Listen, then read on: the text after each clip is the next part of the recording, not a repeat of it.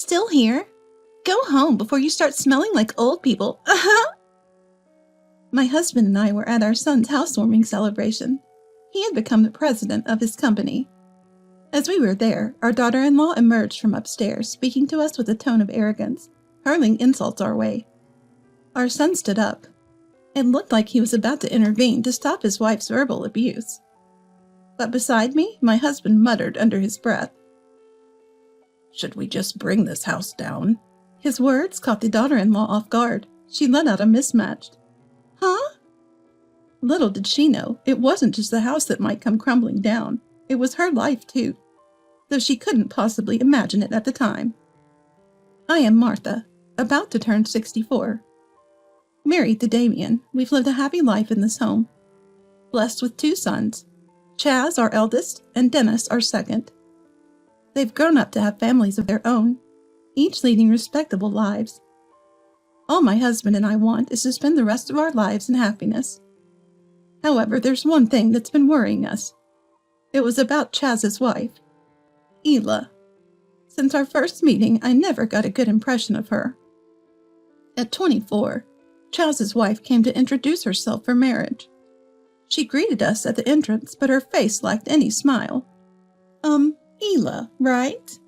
I asked for confirmation, having never been properly introduced. Her reaction was anger. "What, does Chaz have other women or something?"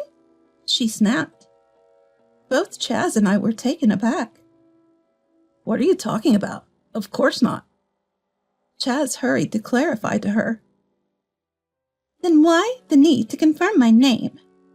Her temper flared, and they started to argue right there in the entrance hall. "I'm sorry. It's my fault for saying something unnecessary." I intervened, flustered, trying to stop their fight. Though I thought their young age might be a factor in her lack of common sense, I hoped that in time, as they settled into marriage, this would all become a laughing matter. Eventually, introductions were made, and the family meeting went on. Chaz's in-laws are really pleasant people. They run a small electronics store, and they seem to get along well. Perhaps because they're so fond of Chaz, our first meeting was a bit of a situation, but I choose to see it positively. It just shows how loved Chaz is. After the wedding, Chaz and his wife started living in an apartment close to our house. A few years later, it was Dennis's turn to get married.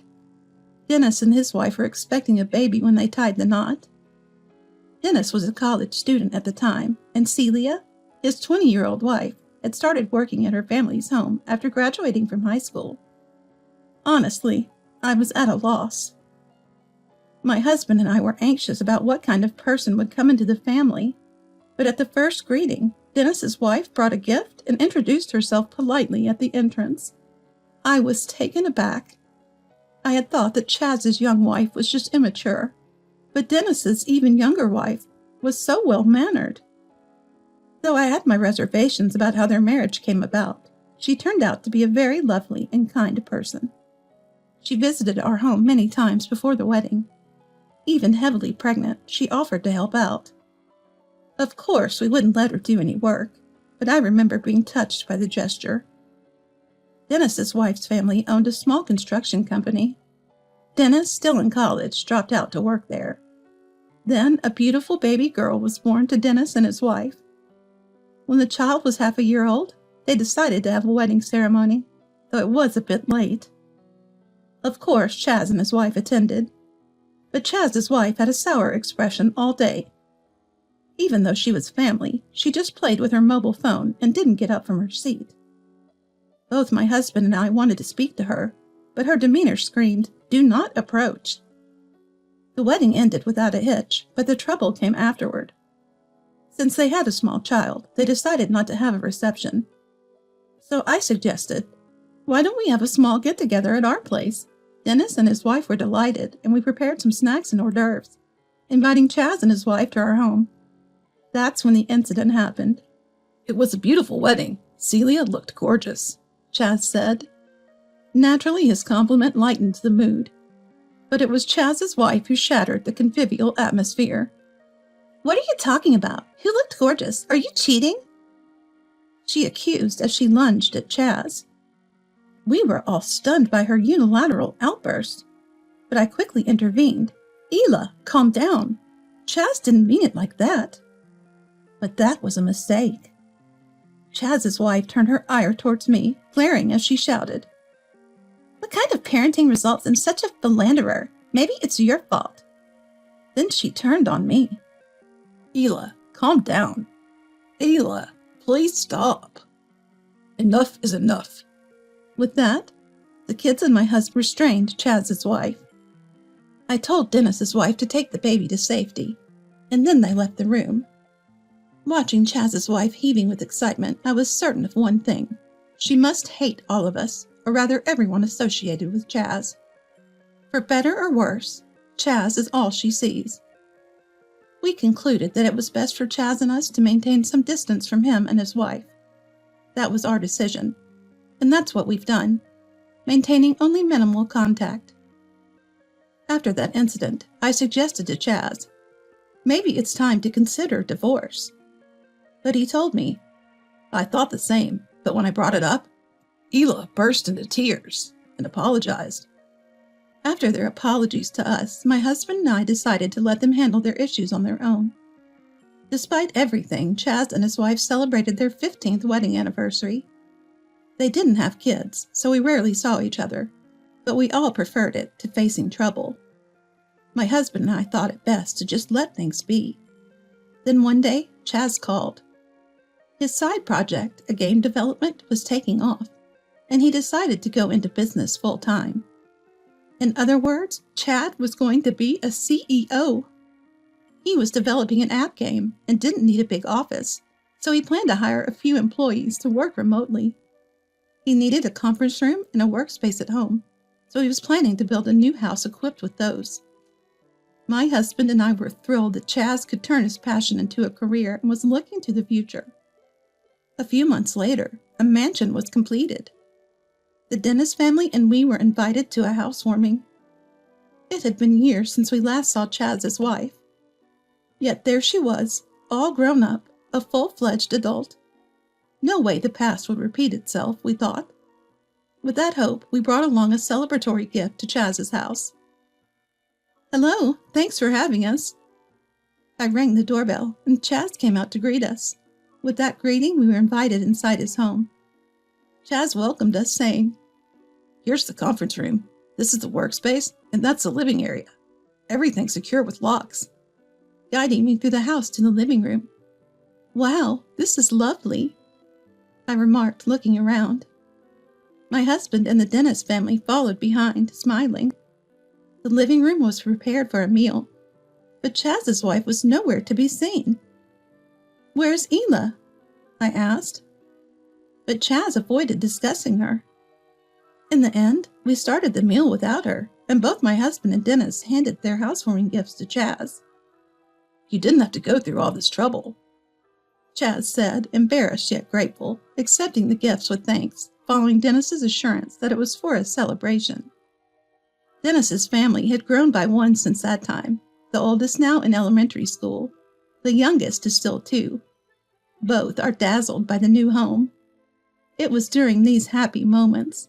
A noise came from upstairs, followed by the pitter-patter of footsteps and the sound of someone coming down the stairs. "Is that you, Ela?" I called out to Chaz, but Chaz didn't respond. Then, as she walked into the living room, she frowned upon seeing us. "Ela, hello, long time no see. Sorry for intruding," I greeted her. Yet she remained surly, and then she said to us, "You're still here? The old people smell is going to linger. Leave already. The atmosphere, once cordial, turned icy. "Hey, Ela, that's out of line," Chaz scolded his wife. But his wife didn't seem inclined to accept the rebuke. "But it's true. This brand new house is getting tainted because of them. I told you not to invite them. You get that? You're a president now. We don't live in the same world as these old fogies who can't retire or the average Joes who dropped out of college and got married because of pregnancy." Dennis's family and I were lost for words. Even the grandchildren in elementary school were stunned. I made excuses for her, blaming it on youth or her love for Chaz, but I was wrong. She lacked something fundamental as a person: warmth and kindness towards others. She loved not Chaz, but herself the most, and her status as a president's wife was paramount. I was furious. I couldn't stay silent. Right as I was about to retort, my husband, who'd been listening to Chaz and his wife's quarrel, let out a sigh. He's usually so calm and kind-hearted. It was then that he spoke. "Shall we just tear this house down?" At my husband's words, Dennis's family, I, and even Chaz looked at him in shock. No one could believe those words came from him. Amidst this, only Chaz's wife let out an off-key. "Huh? Damien, do you even understand what you're saying?" she asked. "Of course. This house that I designed and Dennis built might as well not exist," my husband replied. "What?" Chaz's wife, petrified. "A house designed by an old man and built by less than ordinary people is unacceptable for the president's wife, Ela. Since we live in different worlds, maybe you should just move out," he said calmly, which somehow felt more intimidating. Acknowledging that we knew the full story, none of us interfered with the conversation between my husband and Chaz's wife. "What do you mean by that?" Chaz's wife started to tremble at his words, and with a look of fear, she glared at Chaz. Noticing her stare, Chaz sighed and said to his wife, "It's exactly what it sounds like. This house was designed by my dad, a first-class architect, and it was built by Celia's family's construction company, with Dennis as the foreman. I might have the title of president, but I'm still without significant wealth or fame. I owe it to my family that I could own such a fine house. In fact, it's me, or rather us, who are the most ordinary here. No less than ordinary." Chaz's wife turned pale upon hearing this. She must not have known. But even if she hadn't heard, didn't she ever wonder? It's impossible for such a magnificent house to be built on Chaz's income and savings alone. My husband didn't charge for the design, and Dennis's family's construction business, run by his wife's parents, probably didn't make much profit. They cooperated because we were family and couldn't go against Dennis's wife's parents' goodwill. Yet here was Chaz's wife acting all high and mighty because of her husband's status. Who did she think she was? We're less than ordinary? As if in disbelief, Chaz's wife echoed his words. Despair was evident on her face. Indeed, as she mentioned, my husband continued to work beyond retirement because the company wanted him for his experience as a top-class architect. Dennis was being groomed as the next boss at his wife's family's business. He was well treated by both the staff and the long-standing business partners, working hard for the company, though not yet in the president's position. "That's right. In this crowd, I'm at the bottom.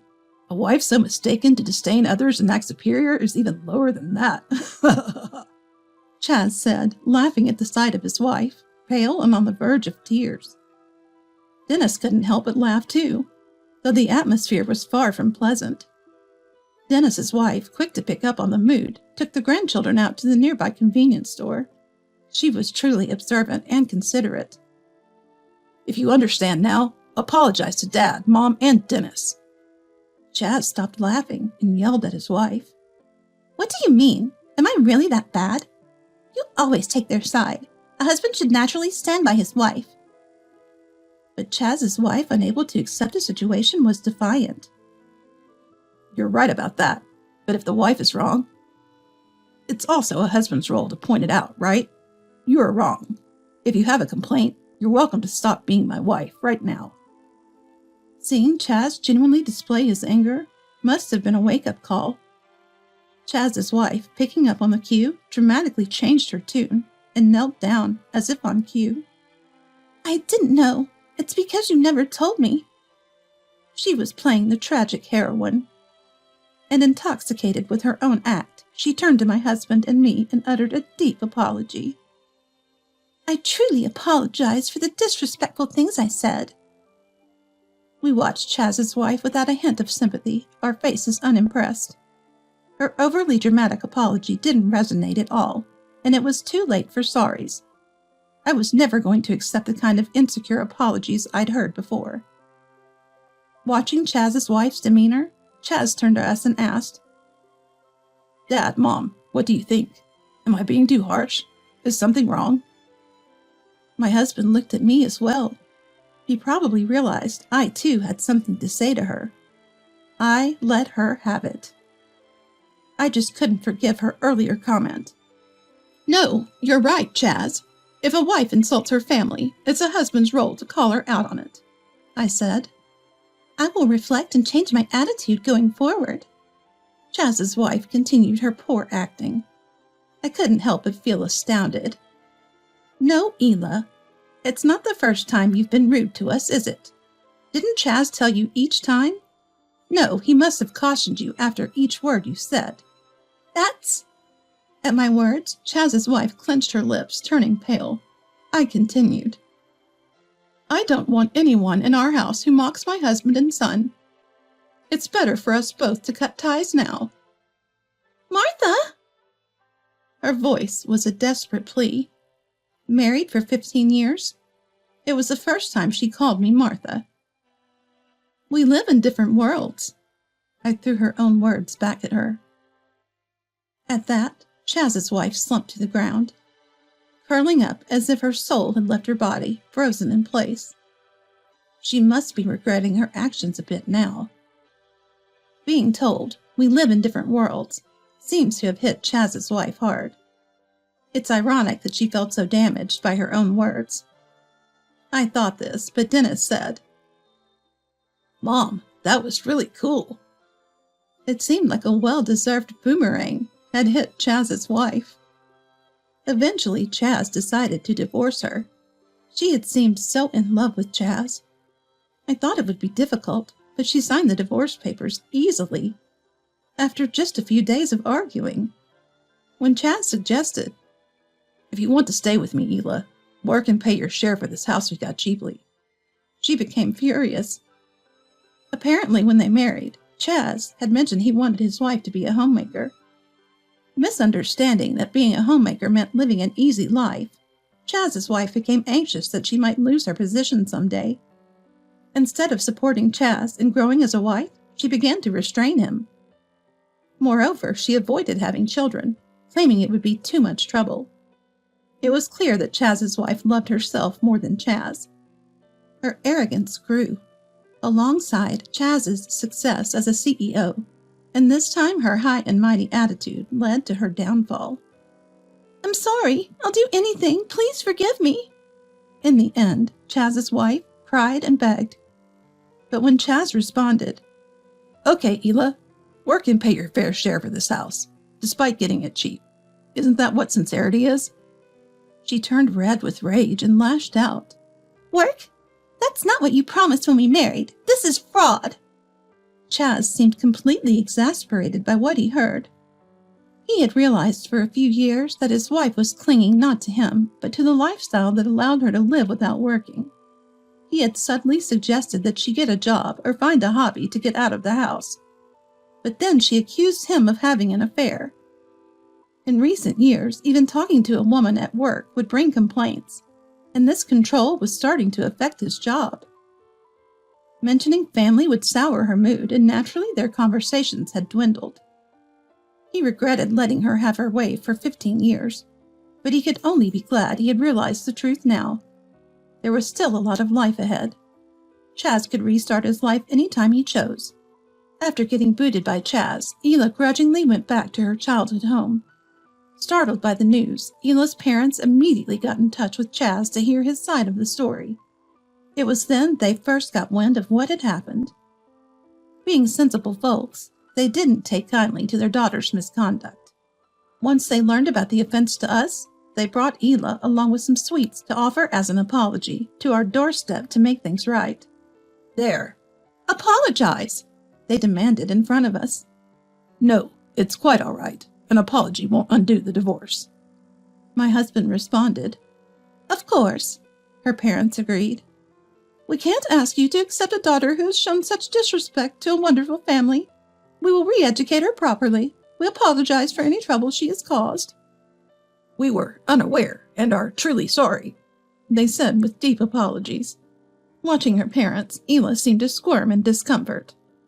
Her folks, incensed by her reluctant demeanor, insisted she apologize, practically dragging the words out of her. It felt like a schoolchild being made to say sorry. But she wasn't a schoolchild. She was an adult woman, divorced and back home. The thought of her elderly parents apologizing for her actions was heart-wrenchingly pitiful. "Please, really, it's fine. Raise your heads," I said, showing concern for Chaz's wife's parents. After the fallout, Ela found herself barred from her parents' home and was obliged to sign a lease for an apartment in the neighborhood. She's working now, paying her own rent. Dennis's wife reportedly saw Ela working at the supermarket. It seemed she was being scolded by a student with a part-time job. Ela, with little work experience to her name, being reprimanded by someone younger, a part-time student no less, might just be the medicine she needed. From now on, under the watchful eyes of her parents, she'll lead a life without causing trouble to others. It's a far cry from the freedom she once knew, but even this restrictive life is a blessing in itself.